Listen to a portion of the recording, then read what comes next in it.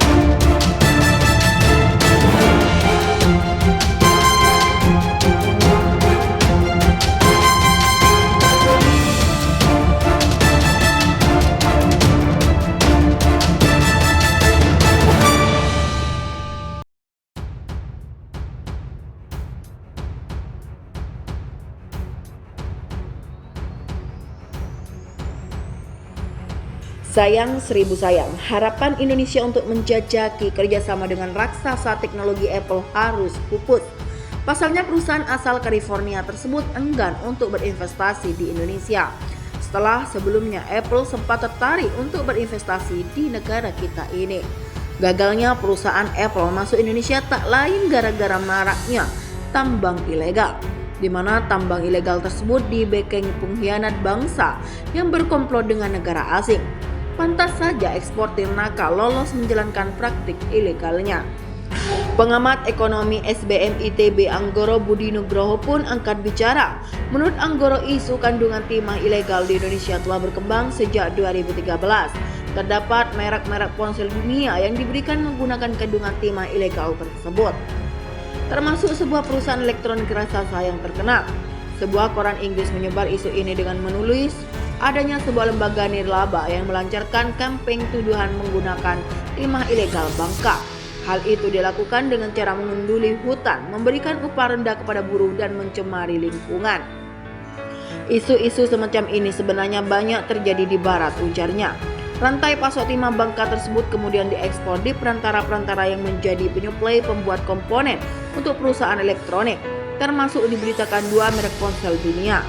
Anggoro pun memberikan rekomendasi kepada pemerintah untuk segera menangani isu tersebut. Pasalnya isu tersebut dapat meningkatkan risiko investasi dan keyakinan terhadap kepastian tata pemerintahan di Indonesia. Turunkan tim, bantah jika memang tidak terbukti atau umumkan sanksi bila memang ada, ucapnya. Selain itu, ia juga menyarankan perlunya penyelidikan terkait tuduhan tersebut. Apakah memang isu tersebut ada atau hanya sekedar alasan untuk menunda investasi saja? Lebih lanjut, Anggoro menyebut skor kemudian berbisnis di Indonesia, ease of doing business dari Bank Dunia terus meningkat sejak sebelum pandemi. Namun setelahnya stagnan dan berada di level 73 dunia hingga kini. Ranking Indonesia sempat membaik sejak Presiden Joko Widodo menjabat. Tercatat pada 2013 Indonesia berada di level 120, kemudian meningkat di level 73 sejak 2020 hingga kini. Hal itu berarti Indonesia telah membaik sebanyak 47 peringkat dalam 6 tahun, ucapnya. Adapun pihak yang menurutnya paling terdampak oleh isu lingkungan, hukum dan upah tersebut adalah aspek pelindungan kepada pemegang saham yang selama ini nilainya bertengger di 37. Hal itu berarti Indonesia telah membaik sebanyak 47 peringkat dalam 6 tahun, ucapnya. Adapun pihak yang menurutnya paling terdampak oleh isu lingkungan, hukum, dan upah tersebut adalah aspek perlindungan kepada pemegang saham yang selama ini dinilainya bertengger di 37. Angka tersebut terbilang cukup rendah sehingga akan mengurangi minat investasi. Pasalnya pembatalan investasi Apple di Indonesia telah disorot global. Jika ketidakpercayaan global terhadap Indonesia meningkat, maka investor akan meminta premi risiko yang lebih besar. Hal tersebut untuk menanamkan setiap USD satu hanya demi satu imbal hasil yang sama. Kebanyakan dari mereka pun akan lebih memilih ke pasar uang atau FDI, Foreign Direct Investment, ke negara lain. Jangan runtuhkan prestasi 6 tahun ini hanya gara-gara Apple, tuturnya.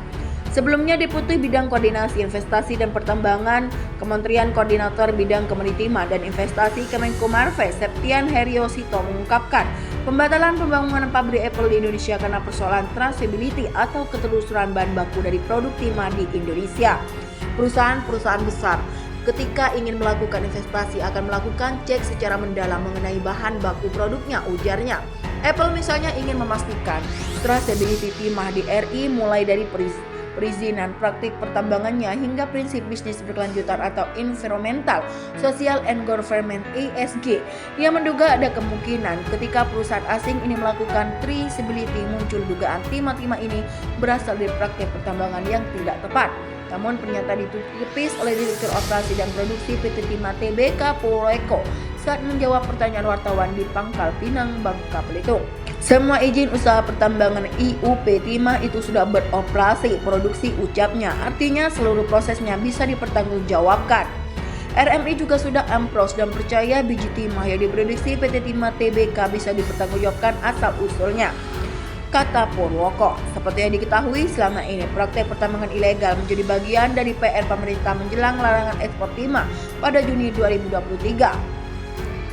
Sebab hilirisasi belum optimal. Data Kementerian Perindustrian mencatat produksi logam timah sudah berkisar 80.000 ton pada tahun 2022 dan baru 5% yang terserap industri domestik. Sisanya diekspor ke luar negeri. Menteri Perindustrian Agus Gumiwang Kartasasmita juga sudah menegaskan serapan rendah karena terbatasnya industri di hilir.